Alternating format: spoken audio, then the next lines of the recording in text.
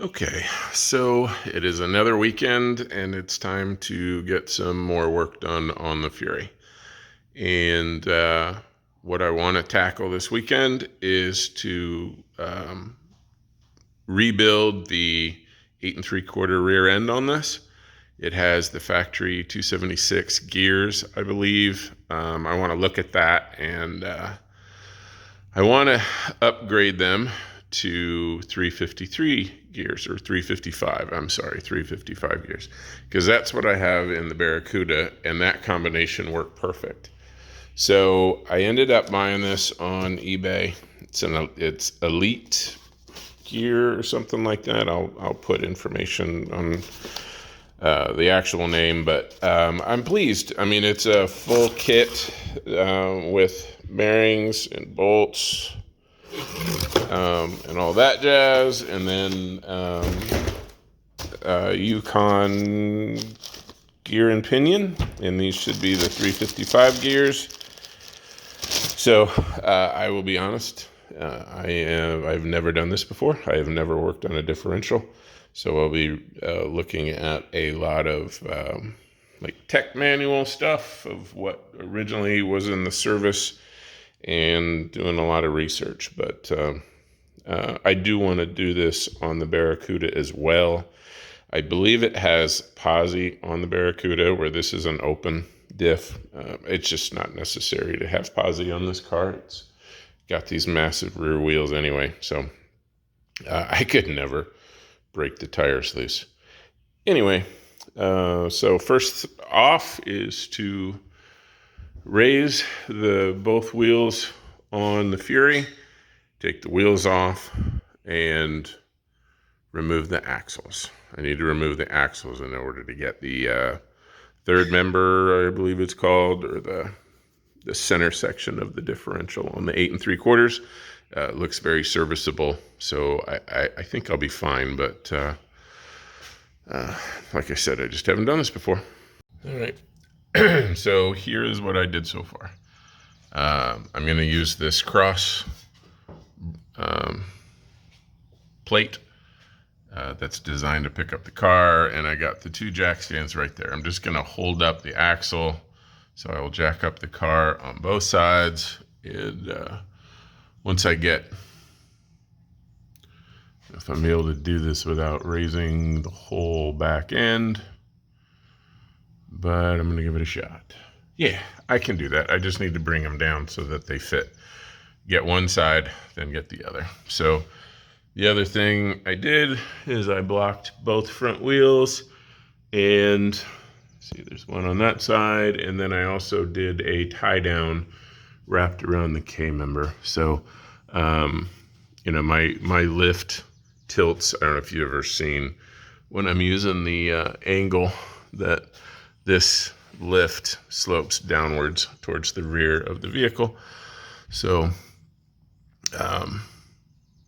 it's not going to go uphill. So at least at this point I know, and I do have like the little stopper there on the front. Boop. Anyway, so that's what I'm going to do. I'm going to get the wheels off the ground. These wheels are a pain to get out or to get off because they have the lowered section, or it's kind of like a skirt, but it's always there. It's not something that's removable. I may have to jack up the wheel a little higher than I'm thinking, but I'm going to try this first.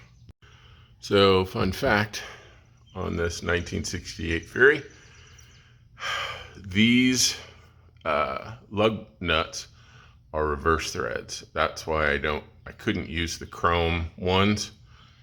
So I luckily reminded myself when I looked at these, and I knew that was the one that was reverse threads. The fronts do have lug nuts, but I did a disc brake drum to disc conversion, and the new ones were regular threaded for the front. So I literally have only one wheel that is reverse thread. I tell you, one of the best things that I like about the Fury is the rear wheel well space. I mean, this is an 11-inch tire. This thing's massive. and it fit in there with very little adjustment. The inner fender needed to be tweaked in just a little bit, but I think that was just because it's not completely centered in there. But anyway, I've got both wheels off, and next is to remove the drums and then to remove each axle. All right, so I took these 5 nuts off. You can see there's a hole, there's a bigger hole. That side has a bigger hole where you can just kind of rotate it around and get the socket on each one of these. And I just kind of wiggled the brake rotor to kind of free things up, and I was able to pull the axle out.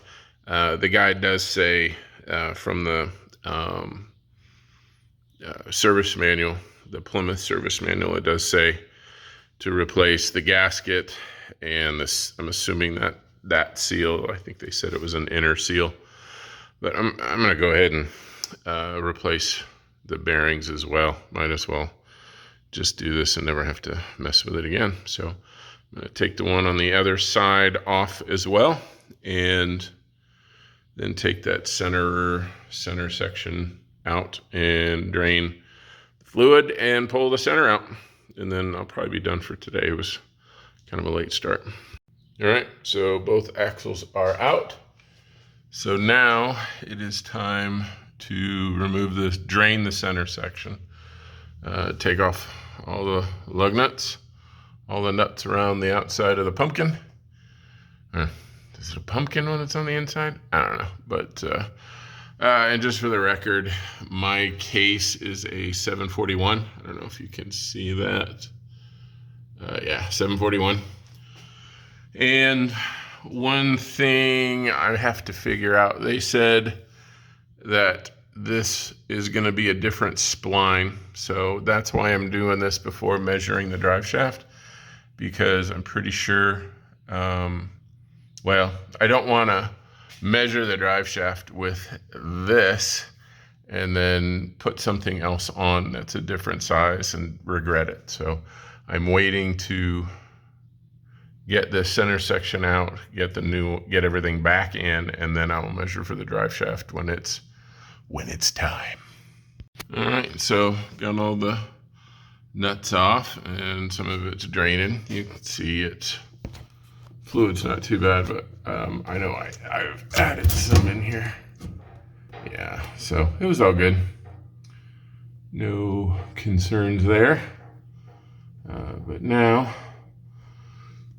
I'm going to take my transmission jack, raise it up after this drains, of course, and see if I can just strap the third member to the transmission jack, and then I don't even have to stress. I can just lower it down, move it out of the way like a transmission, little baby transmission, and try and work smarter and not harder, and make a mess and possibly drop something, and drop it on my foot, break my foot. Now I have medical bills.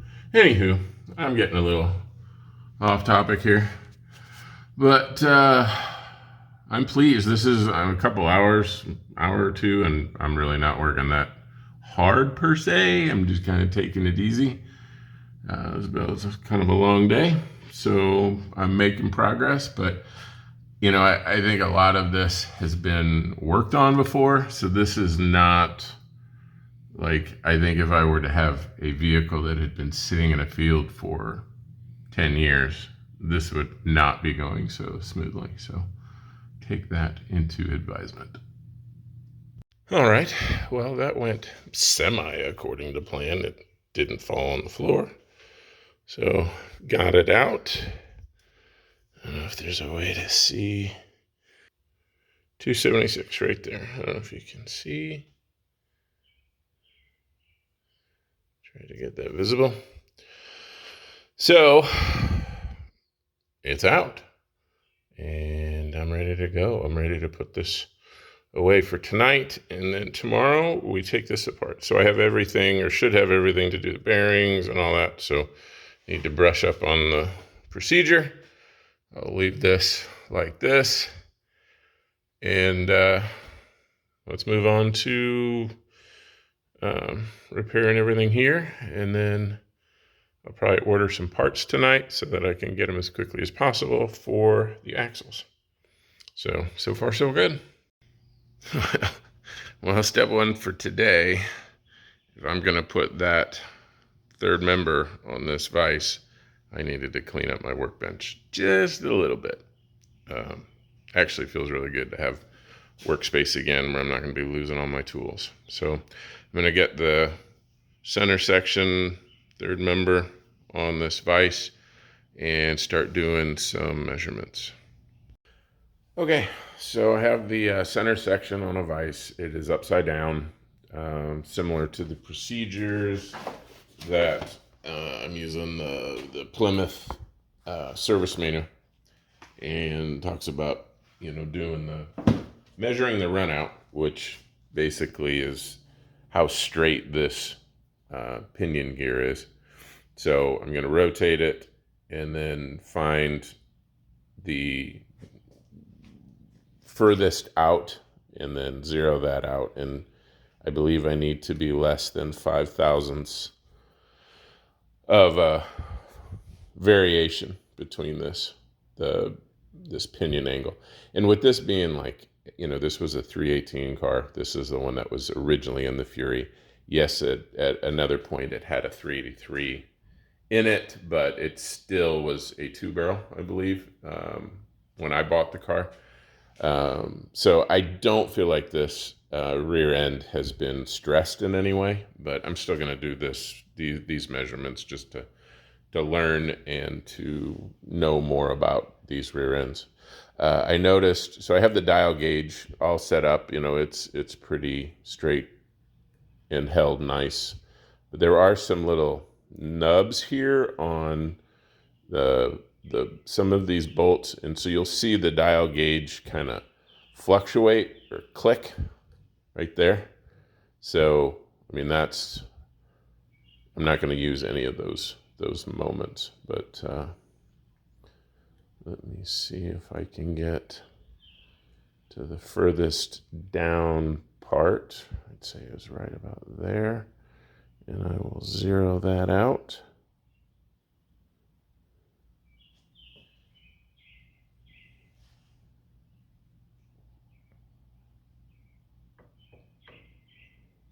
You can't really get this to absolute zero, I don't think. And then what's zero for my eye is probably going to be different for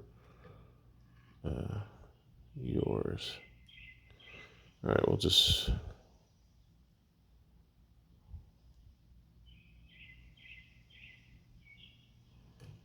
start there. So my understanding is anything less than 5 thousandths will be fine. So it looks like it never gets to zero. So you probably need to subtract 1 thousandths.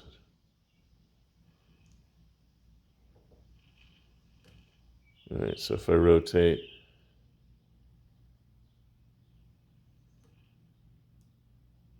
there's 1 thousandth, there's 2 thousandths, and that's it. So this is well within specs, which is good. Then there's one other test. There's a YouTuber that has a pretty good rebuild of this that I've been kind of watching his process, Vintage Valhalla. So shout out to him for a very nice video to help me do this, but just kind of recording this for my own purposes. So moving on. Okay, so now I'm going to measure backlash. You can see I'm just basically following the steps of Vintage Valhalla, but I installed 2 of these welding clamps, or that's what I use them for, big C, vice grip C clamps, to make sure that this doesn't move. It kind of holds that in place. So now I can measure the backlash, or the distance between that not moving and this moving, how much play I have in the thing. So I will zero this out and figure out what that is. Okay, so it's zeroed out. And now if I measure, I need to zero it out to this one.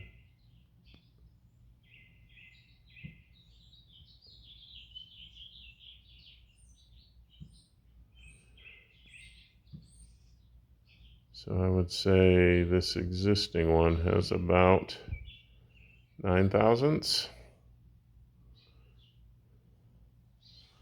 I'll have to look that up of what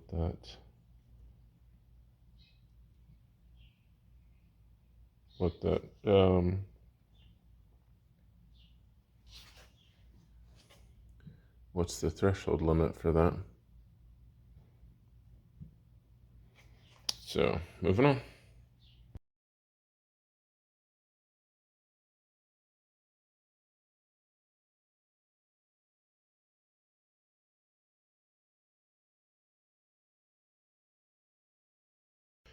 All right, so just like that vintage Valhalla guy, if I look at these bolts, there is a bend in one of them. I don't know if you can see it on the video, but let me see if I can hold my hand still. So I need to put that on the list. Okay, so everything is out. I got the bearings, the races, the seals, and everything. So it is all out. And one thing to note for if you're doing this kit that I purchased had mentioned that the spline is not a 10 spline like the factory would have had in 68. Can't remember how many it is. I'll post it up here. Anyway, and I also noticed that the shaft diameter from here to here is significantly different. So I don't know. I don't know what that means. So I'm gonna have to do some research maybe just to make sure, because then I guess as long as the diameter is the bearing slot going to be smaller, then maybe that's what it is. Yeah, okay. So then, this is the bearing that's going to go here, which is significantly smaller hole than that one. So I guess as long as it all fits, I know there's some adjustments here. There's some shims that go in, and I'm going to have to kind of work that. The video I watched from Vintage Valhalla was saying you could, use this bearing, but I can't because that is a different, well, maybe I can because this is going to be bigger. So as long as the height of these are the same, I can maybe use that bearing for my measurements to see how I need to shim it. And then that's of course going to slide right over super easy. So maybe that's already solved for me. Sorry if I bumped the camera. Scratching my head. So like I said, I've never done this before. This is just for entertainment purposes. If you're, or to give you the confidence that if I can do it, anybody can do it. So moving on. So yesterday I was getting ready to install the inner races on both sides so I could put the pinion in, and I'm looking at this outside case and it was just nasty. I mean, it had at least, it had 50 years of dirt and grime stuck to it. So I cleaned it up just like I did the engine and on the work on the truck transmission and bell housing. So then hit it with POR 15. And I think it's going to look a lot better. So now we need to install the races. And that vintage Valhalla, had a pretty interesting point. And like when you're installing the bearings, if you make a cut through your old race, you can use it as a guide to get the inner races all the way seated and be able to get them out. So I think that's worth the effort. And so I'm going to put in the inner races now. All right, inner pinion race is in. And like I said, I turn this around. So let me start at the beginning. So here is the biggest bearing seat tool that I have. And it's close. I mean, it has... it probably could be done, but it wasn't worth risking it. So I tapped it around, just going, you know, three taps around until I got it flush with the case, and then put this in, and then could just tap it home, and I could feel it seat. So very pleased with that, and going to do the other side. All right, so I went back to the ring and pinion swap to go from the 276 to the 355 gears.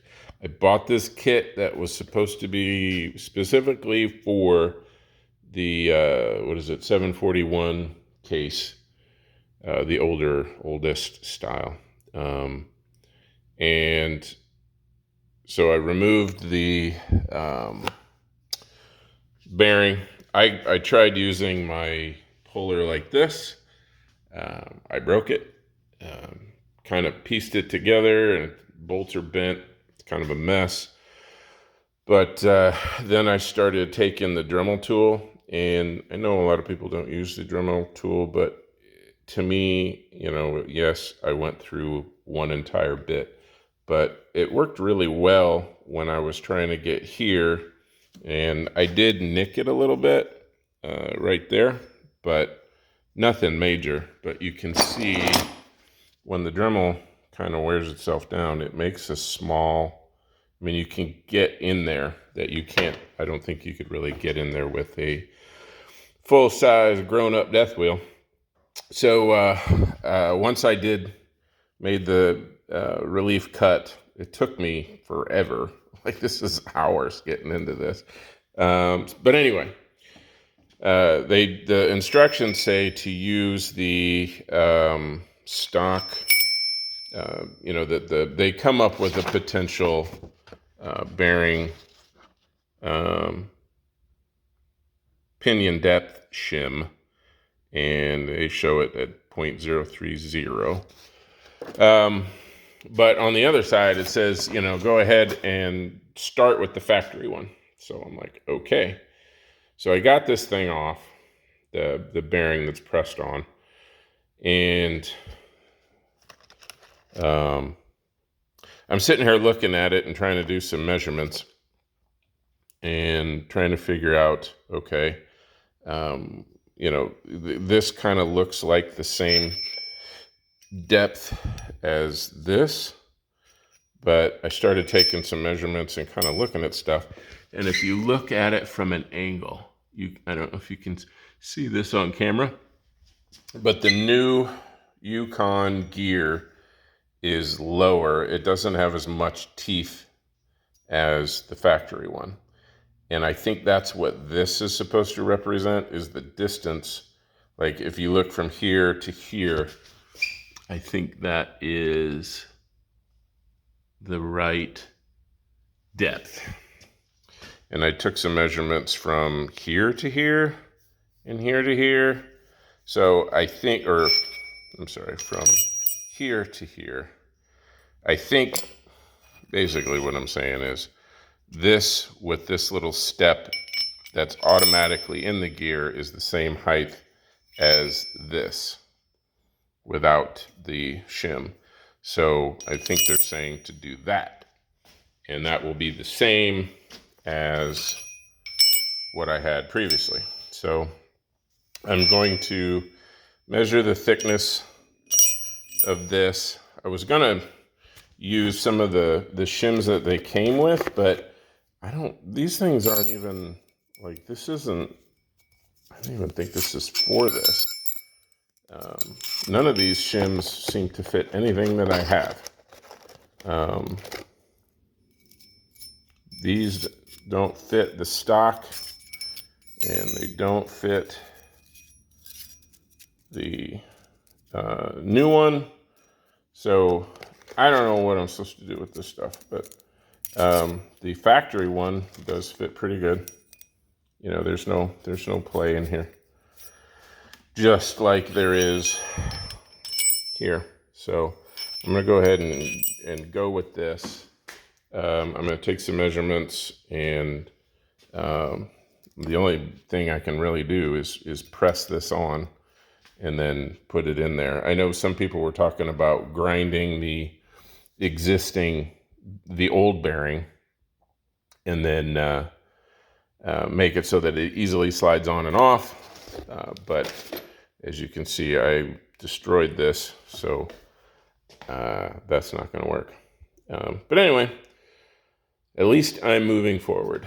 I can now put this on, press the new bearing on. I need to find a good solid, I do have a press, so if I have a good tube that is the right width or right diameter, I may have to go to a home store or something to get a good one.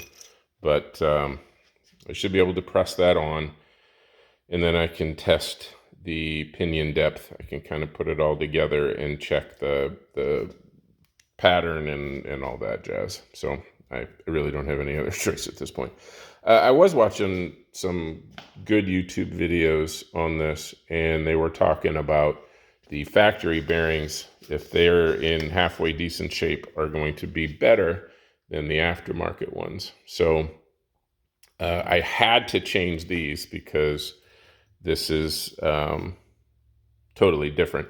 I mean, I could have just pressed these on and you know, if this is the 0.030, then I probably could have just done that and not spent a couple hours trying to get that bearing off. But so these are going to get replaced, but I might clean those, and was watching where they just kind of soaked them in gasoline to get all the crud off, made sure that it was bone dry, and then put it in oil to lubricate everything. So I may go that route, and then I don't have to touch these bearings. If they're better, and if there's nothing wrong with these, then, you know, maybe that's the best way to go. I kind of understand, because some of these do not necessarily look like they're the same quality, but maybe it's just me. Maybe I'm just watching a video and taking it. So anyway, that's where I'm at right now. So it's kind of late, but I'm going to go ahead and stop this for now and pick it up tomorrow, and hopefully get this bearing pressed on, and just keep moving forward. Well, a little disappointment with the ring and gear set. I don't think the bearing seals and everything is the right one. I realized that when I tried to press the inner pinion bearing on, and it would not. It basically stopped right here on this lip, and it wasn't going to go anywhere, which I should have checked the numbers. But as you can see, this is a HM89443. That is the new one. But the old one that I took off is an HM89446. I went on a B-body forum, and for a 741 case, this is the one they say, and I don't know if you can probably see from the picture, this has a smaller inner diameter, so this was not going to work. The outer race is the correct one when I match the outer race, or the races. But so I contacted the seller on eBay, and we'll see what they say. I think I just got the wrong kit. Everything seems to be different. For example, I was like, well, I'll just kind of move on while I'm getting the right bearings. And as you can see, even this is the new ring bolt, and that's the old one. It's tapered, or it has this, I don't know what you call it, but it's basically not, it's supposed to fix it in the hole so that there's no slop in it, and it's just not the right bolt. So we'll see what they say. It does look like the right pinion, though. I mean, when I compare the pinions and the ring gears, that part, the Yukon stuff, looks to be right. I think I accidentally just got the wrong rebuild kit for it, because the pinion shims seem to have a little more slop. I mean, this is the factory where it's pretty well set in there. The other ones, it's got some slop in it. So I'm probably going to have to pause this for a little bit, for a couple of days anyway, while I get a few parts. I was listening or watching a couple of videos on YouTube on doing this process on an 8 3/4. And they said, some of these original bearings are much better quality than the replacement ones. So if they don't look like they need it, it might be a good idea just to keep the ones you got in there. So I think what I'm going to try to do, I'm going to soak this in some gasoline or mineral spirits or something, just to get all the gunk out, and then check them and compare them and see if these are good. I'll just stick with these and not have to deal with that. But I'm probably going to have to move on to the fuel system or the exhaust. I do have the exhaust is supposed to come in today, so I'm looking forward to that. Maybe I should just move on to something else and just kind of keep this here, because I need to make some progress, and this is not helping me. All right, while I'm waiting, I am going to soak this in this, what used to be a nice clean bucket, and I'll let it sit probably for a day, then flip it over, and then leave it for a day in the sun so that I can make sure all the gases get out, there's no liquid left in it, and then soak it in some oil. But I'll be doing all that while I wait for parts. But I did get the exhaust, so I do have some stuff to do this weekend. Okay, so I got everything assembled. I think my lack of experience definitely impacted my ability to do the pinion shims. Plus, I don't like math. Anyway, I got to a point where I have it torqued down, and the service guide, the Mopar service guide, says it should have 30 inch-pounds of resistance. Like if I were to turn this with a inch-pound gauge, that it should be 30 pounds for new bearings. And the paperwork that I got for 8 3/4 should be pinion preload, should be 14 to 19 inch-pounds. So I tried playing around with it. It seemed like the smallest shim, if I just changed the measurements just a little bit, it had a huge impact on this. Like I would get to a point where I started out with a 0.0465 and the shims, which I think were the two shims that came with the carrier or with the differential.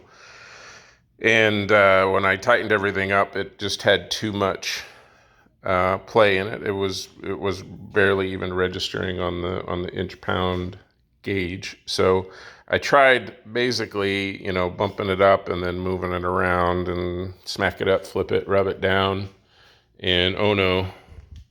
But I'm at a point where I'm like in between factory numbers of 30 inch-pounds and what was it, 22 or 20?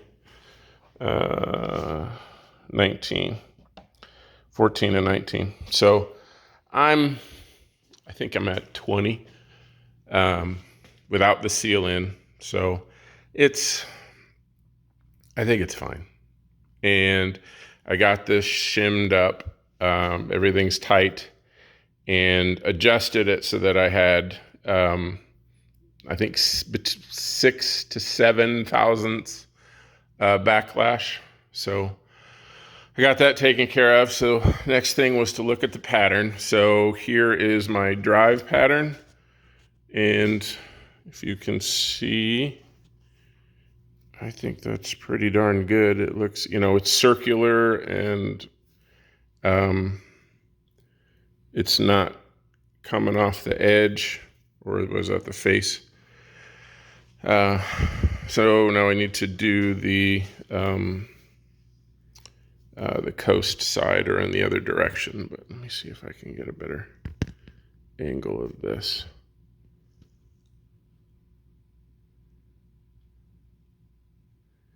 Maybe you can tell me if that's, I think that looks just like the book. All right, so here's the coast pattern. I think that's pretty good too. I mean, maybe a little more pinion depth. But I mean, it's not like, I think it has to literally come off the face before. I'll look at the book again and see. I'm thinking that might be okay.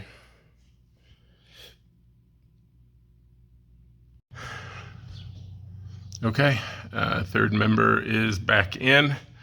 I do need to pull the plug and get some new juice in here, but the axle bearing should come in tomorrow. So I will do those tomorrow, then fuel system and driver's side exhaust.